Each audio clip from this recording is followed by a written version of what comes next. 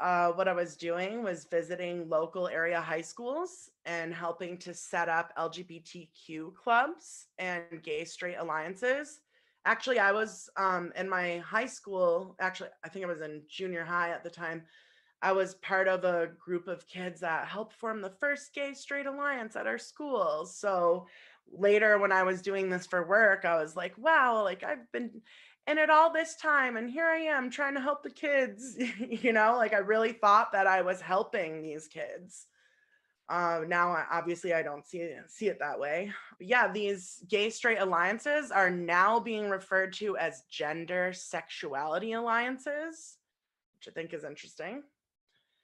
So yeah, it was my responsibility to co-lead these cultural competency trainings, they were called, and we perform them at schools, businesses, churches, really just like any type of organization that would invite us, or we would reach out to them and ask them, try to solicit them to take our services. And a lot of different businesses accepted it. This was very popular at the time, about 10 years ago, again. So yeah, at these cultural competency trainings, it was kind of like these informational sessions, and we would instruct and familiarize the attendants, the unsuspecting participants too. A lot of them, they had no idea what they were getting into when they walked in the door. But yeah, all of what we were doing was telling them how to think and talk about transgender identities. There was like very, very little focus on the L, the G, and the B. It was all T, like all of it. And because that's what was new to people. Like everybody knew who gay people were, who lesbians were, what bisexual people are. Everybody knew that already. What they didn't know was all this language that we have now around transgenderism that we kind of take as like, a lot of people just assume the language that we have for transgenderism, like especially young people, they think it's been there all this time, and it really wasn't. It was forced into the mass consciousness, it really was. And I was part of doing that. So this is one of the training materials that we used, and it's called the Transgender Umbrella. And underneath it, you can see that it includes transsexuals, cross-dressers, intersex, performers, and gender benders and androgynes. So we were teaching people that, all of those things were underneath the transgender umbrella. So some more materials that we use, we've got the genderbread person up top and the gender unicorn. That's from the Trans Students Educational Resources. These are very popular training materials even today, though the gender unicorn has pretty much replaced the genderbread person mostly. A lot of people watching this may have seen these images before.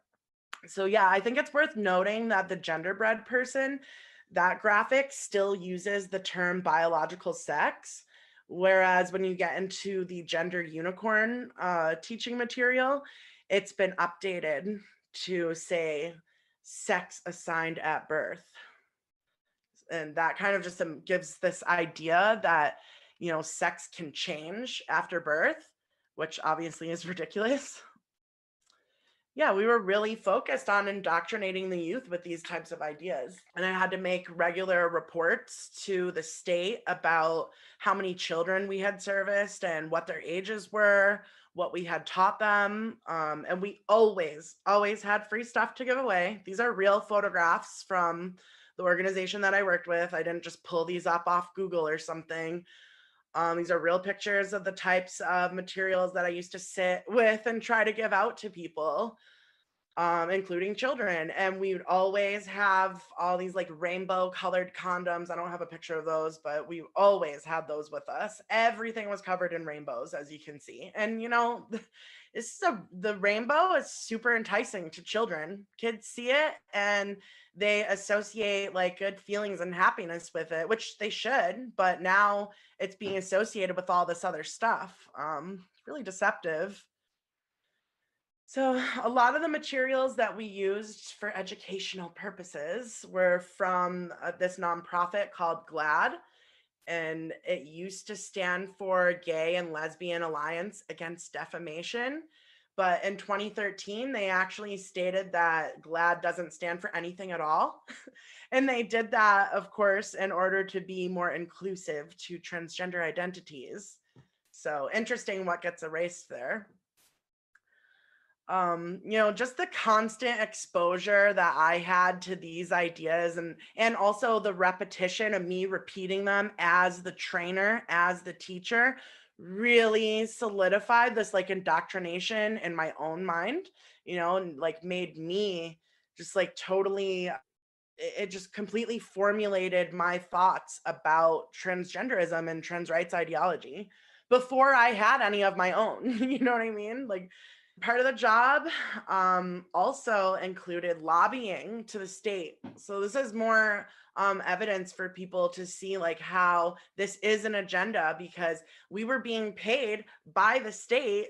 Our funding was coming from the state to push this, push transgender propaganda. And as part of my job, I was also directly going to the state to lobby them to say, hey, we need more rights for transgender people. So I went to the state capitol in New York, part of a crew of people, to lobby for something called GENDA. It's the Gender Expression Non-Discrimination Act, it's called. And it actually passed back in 2019. And essentially, it makes it so that I could be charged with a hate crime now if I was to challenge the presence of a male in a female bathroom. And obviously, at the time when I was doing all this, I had no idea that that's what I was really lobbying for.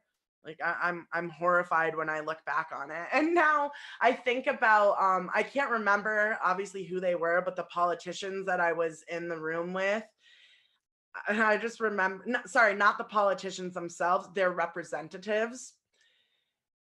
I remember some of the looks on their faces when we were giving them our arguments. And I'm just like, now I understand why some of those people were so confused by what we were saying, because it literally made no sense. This Can I? mechanism that I've been describing, like about the transgender LGBT agenda, it's not just with transgenderism, it's not just with the LGBT. This is a mechanism that can be observed in all kinds of other social justice movements, which I've also been involved in a lot of other activist stuff. So I first came to understand how the nonprofit industrial complex operates in the context of my own involvement in like eco activism and so-called anti-racist organizing. And the nonprofit industrial complex, it's a system of relationships between foundations, social justice nonprofits, the state, corporate, and private interests. And I get that definition from this book called The Revolution Will Not Be Funded: Beyond the Nonprofit Industrial Complex. It's edited by the Insight Women of Color Against Violence Collective. Unfortunately, they do support transgenderism at this time, but there's a lot of really good information in that book. And that's how I came to understand the nonprofit industrial complex.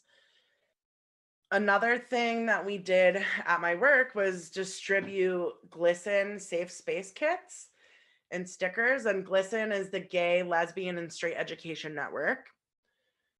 Maybe you've seen some of these images as well. After we would do the cultural competency trainings I was talking about before, we would distribute these like stickers and badges to the businesses, or doctor's office or whoever it was. We would give them this like packet of propaganda with rainbows and stickers and stuff, and they would paste it all over the front of their building and in the bathrooms and stuff like that to show that their business was a safe space. It's a safe space for LGBT people. So something interesting about GLSEN, I want to dive in more about like the nonprofit industrial complex aspect of all of this, and kind of just illustrate that more for people, because I think it's probably going to be a new term for a lot of people, or a new idea.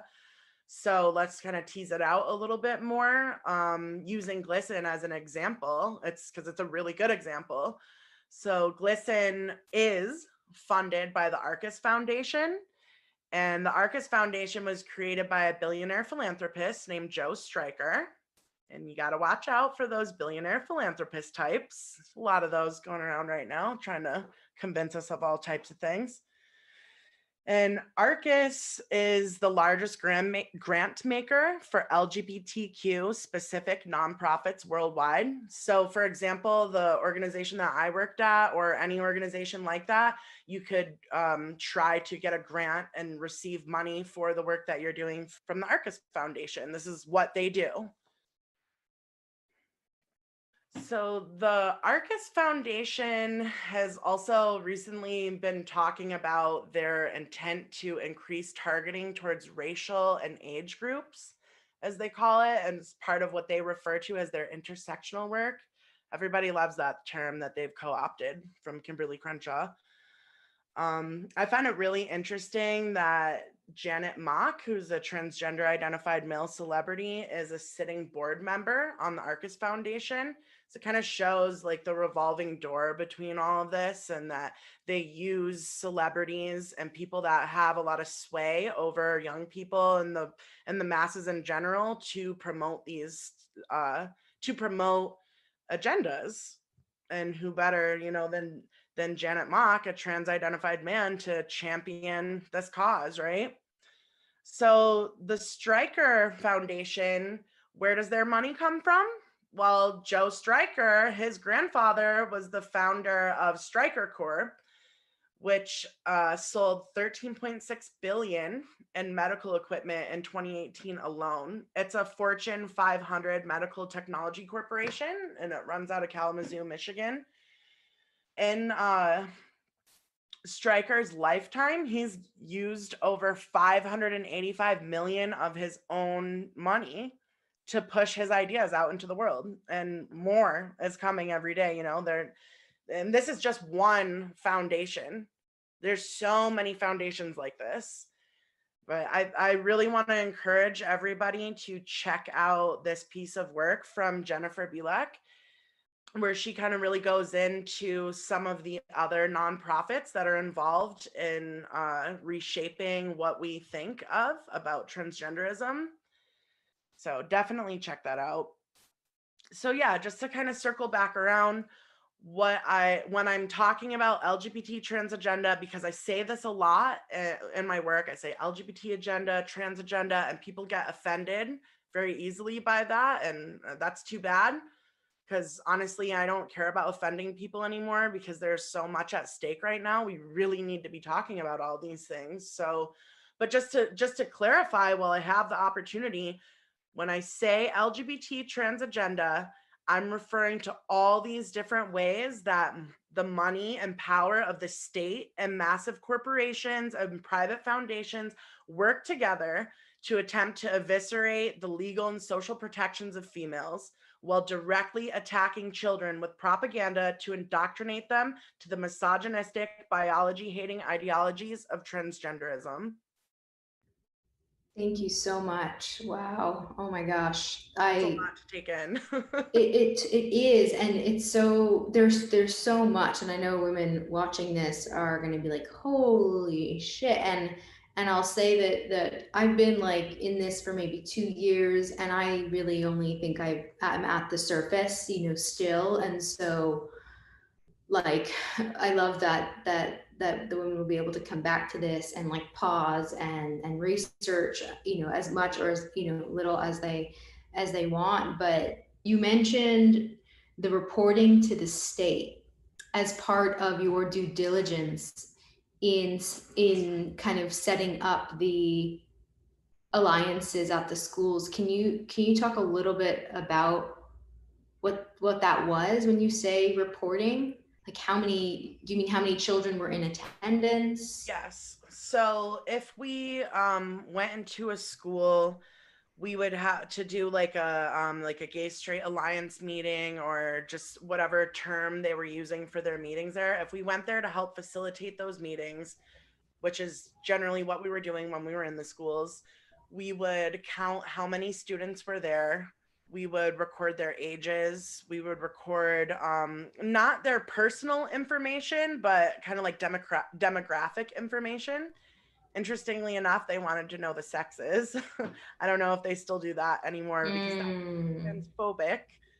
Oh I my don't know if that's gosh. information they still want to know, but anyways, we would record all of that information, and then we would also say what training materials we had used, where they came from, that type of information. And if we weren't reaching enough kids, then we wouldn't get the full funding that we were looking for. So the only way to get full funding for all of your projects is to make sure that you are reaching a certain amount of kids. Of course, I don't remember all the details of what the requirements were back then.